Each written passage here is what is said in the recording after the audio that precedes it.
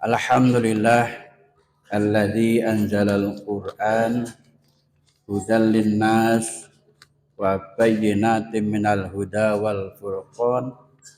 Asyhadu an la ilaha illallah al-malikul alam wa asyhadu anna Muhammadan abduhu wa rasuluhu wa huwa khairul anam.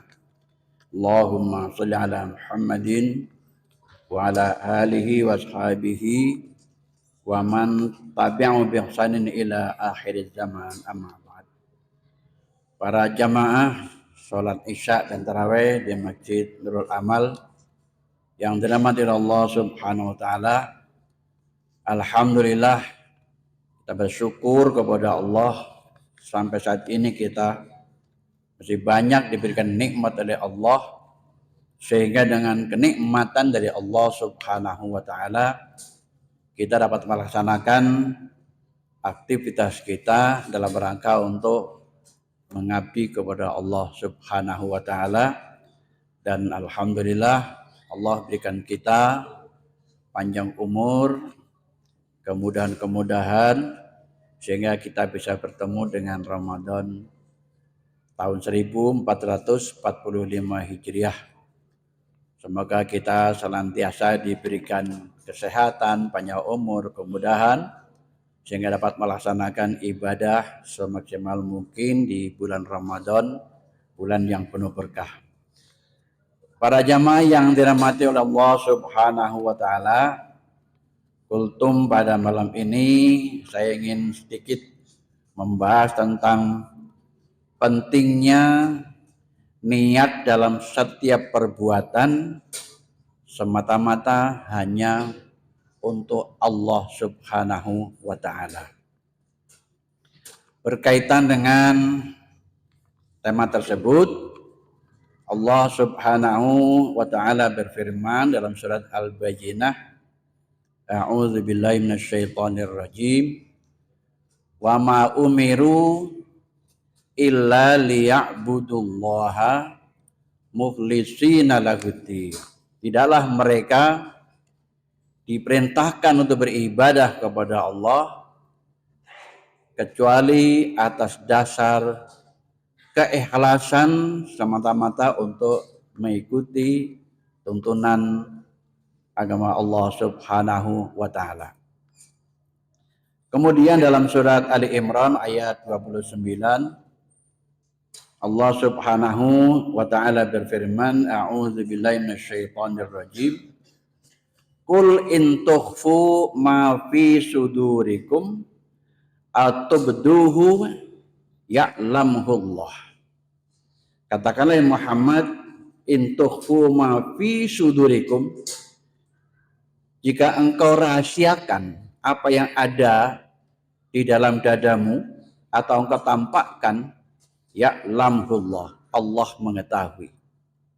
Artinya kadang-kadang suatu amal memang tidak bisa dirahasiakan, seperti haji, sholat berjamaah. Ada juga amal-amal yang memang perlu dirahasiakan. Tapi baik rahasia maupun tidak, yang terpenting adalah keikhlasan kita di dalam melaksanakan amal-amal tersebut. Kemudian dalam hadis muttafaqun alaih, Rasulullah Shallallahu Alaihi Wasallam bersabda, Innamal a'malu bin niyat wa innama likullin mri'in ma nawa. Sesungguhnya amal-amal itu tergantung kepada niatnya, dan sesungguhnya setiap perkara tergantung apa yang dia niatkan. Faman kana hijratuhu ilallahi wa rasulih fahijratuhu ilallahi wa rasulih. Barang siapa yang hijrahnya memang semata-mata karena Allah dan Rasulnya, maka hijrahnya benar-benar memang karena Allah dan Rasulnya. Faman kana hijratuhu lidunya yusibuha aw imra'atin yunkihuha fahijratuhu ila ma hajara ilaihi. Siapa yang hijrahnya karena dunia atau wanita yang mau dinikahinya, maka hijrahnya tergantung apa yang dia niatkan. Para jamaah yang dirahmati Allah Subhanahu wa taala, dalil dari ini menegaskan bahwa kita diperintahkan oleh Allah Subhanahu wa taala beribadah semata-mata niat karena Allah Subhanahu wa taala. Yang kedua, suatu amal zahir maupun batin, tampak maupun tidak, yang dilihat dari Allah adalah keikhlasannya. Kemudian para jamaah yang dirahmati Allah Subhanahu wa taala, mengapa kita setiap aktivitas kita harus kita niatkan karena Allah Subhanahu wa taala? Yang pertama, karena kita datang dari Allah dan kita akan kembali kepada Allah.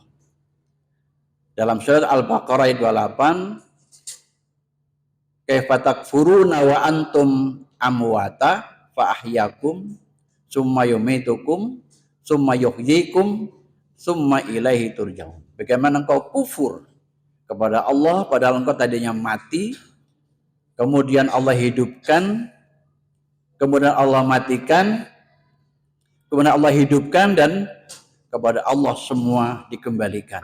Jadi kita semua akan kembali kepada Allah Subhanahu wa taala.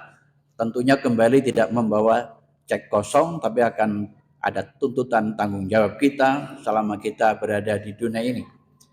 Yang kedua, para jamaah yang dirahmati Allah Subhanahu wa taala, tujuan Allah menciptakan manusia memang untuk beribadah. Artinya untuk tunduk dan patuh kepada Allah. Ibadah dalam arti yang seluas-luasnya. Dalam surat Az-Zariyat ayat 56, wa ma khalaqtul jinna wal insa illa liya'budun. Tidak lain aku menciptakan jin dan manusia supaya manusia beribadah, tunduk dan patuh kepada Allah Subhanahu wa taala.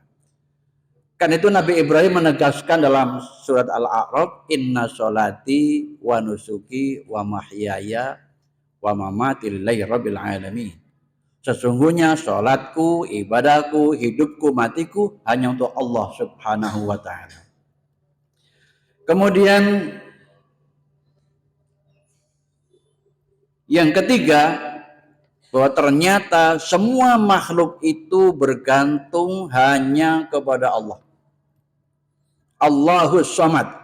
Allah tempat segala makhluk bergantung kepada Allah. Dalam surat Ar-Rahman, Allah berfirman, yas'aluhu man fis samawati wal ardi kulla yaumin huwa fi sya'n. Semua yang ada di langit dan di bumi membutuhkan, memohon kepada Allah sehingga Allah berada dalam kesibukannya. Kita kadang-kadang tidak pernah merenung diri kita sendiri. Darah kita lancar, siapa yang melancarkan darah kita? Rambut kita tumbuh, siapa yang menumbuhkan rambut kita?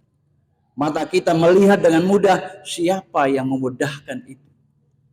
Nafas kita bernafas dengan mudah, siapa yang memudahkan itu? Jika Allah hentikan nafas kita, kayak apa kita kesulitan? Jika tidak mampu menghadapi, kadang-kadang kita akan meninggal dunia.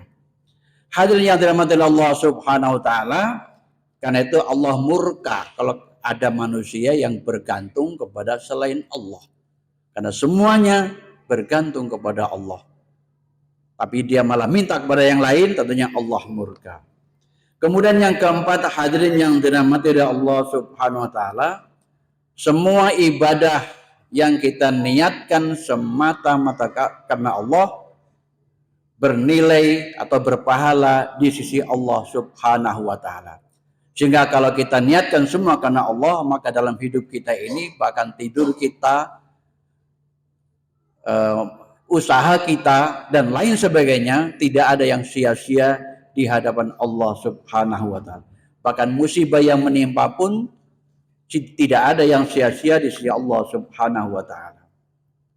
Kemudian yang kelima, hadirin yang dirahmati Allah Subhanahu wa ta'ala, suatu amal ibadah atau suatu kegiatan yang diniatkan, dikerjakan semata-mata ikhlas karena Allah, maka akan menghasilkan nilai yang terbaik. Karena itu ibadah atau sholat yang kita niatkan ikhlas karena Allah, maka akan lahir kekhusyuan dan ketenangan. Hadirin yang dirahmati oleh Allah Subhanahu wa taala, mengapa kita harus niatkan karena Allah Subhanahu wa taala?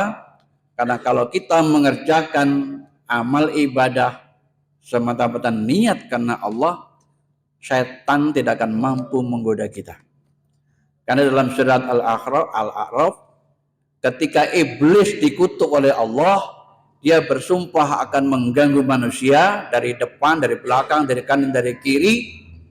Kata iblis, illa min ibadikal mukhlasin, kecuali dari hamba-hambamu yang ikhlas. Jadi iblis sendiri sudah angkat tangan. Jika hamba-hamba Allah beribadah dengan seikhlas-ikhlasnya, maka iblis pun tidak akan mampu untuk menggoda. Hadirin yang dirahmati Allah Subhanahu wa taala, kemudian yang terakhir, kenapa kita dalam beribadah harus kita niatkan semata-mata karena Allah? Karena ternyata amal-amal ibadah yang kita kerjakan ikhlas semata-mata karena Allah bisa menghilangkan musibah yang menimpa kita. Dalam kitab Riyadhus Shalihin diceritakan, ini saya ceritakan secara singkat saja, ada 3 orang zaman dahulu ya, sebelum Nabi Muhammad melakukan perjalanan, kemudian masuk waktu malam. 3 orang ini bersembunyi atau bermalam di dalam gua. Begitu masuk ke dalam gua, tiba-tiba batu dari atas jatuh dan menutup pintu gua, sehingga mereka tidak bisa keluar. Lalu mereka bertiga berunding, keputusannya kita tidak bisa menyelamatkan diri dari dalam gua ini kecuali berdoa dengan amalnya masing-masing. Lalu yang satu, dia berdoa kepada Allah, ya Allah, dulu saya berbakti kepada kedua orang tua saya. Ya Allah, seandainya bakti saya ini engkau terima, maka ya Allah, bebaskanlah kami dari musibah ini. Kemudian batu yang menutup bergeser, tapi belum bisa keluar. Kemudian yang satu lagi, ya Allah, saya dulu pernah tertarik dengan wanita cantik sepupu saya. Kemudian saya ajak untuk bergaul dan saya kasih hadiah 120 dinar emas. Kemudian dia mau, tapi ketika saya mau menggauli, dia bilang halalkanlah halalkanlah dengan kalimat Allah. Mendengar begitu dia ketakutan, kemudian dia tidak jadi menggaulinya. Lalu uang dinar yang dia berikan dia ikhlaskan tanpa sedikit pun dia minta, ya Allah, kalau amalku ini kau terima, bebaskan kami dari gua ini. Kemudian batu itu bergeser, tapi belum bisa keluar. Lalu yang ketiga, ya Allah, saya dulu pernah memperkerjakan 2 orang, yang satu upahnya sudah saya berikan, yang satu belum saya berikan, orangnya pergi. Lalu upah itu saya belikan onta, saya belikan kambing, sapi, kemudian berkembang biak, kemudian saya belikan budak, sehingga satu lembah itu diisi oleh hewan ternak, upah dari budak tadi. Satu ketika budak itu datang menuntut upahnya, kemudian kata si majikannya, apa yang kau lihat di depan ini adalah upahmu. Kemudian diambil oleh si pekerja tadi tanpa sedikit pun memberikan terima kasih kepada majikannya. Ya Allah, kalau ini ikhlas, engkau terima ya Allah, bebaskan kami dari pintu gua ini. Akhirnya batu itu bergeser, ketiganya bisa selamat. Hadirin yang dirahmati Allah Subhanahu wa taala, berdasarkan hadis ini artinya kalau kita menghadapi musibah-musibah, kita boleh saja berdoa dengan menyebut amal-amal kita kepada Allah Subhanahu wa taala. Yang tidak boleh kalau kita menyebut kepada orang lain, tapi kalau kita menyebut kepada Allah, maka insya Allah itu Allah akan mengabulkan doa-doa kita.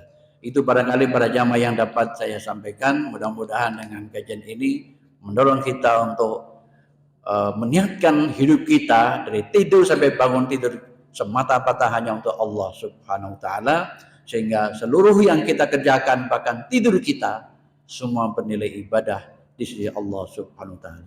Subhanakallahumma wa bihamdika asyhadu an la ilaha illa anta astaghfiruka wa atubu ilaik. Assalamualaikum warahmatullahi wabarakatuh.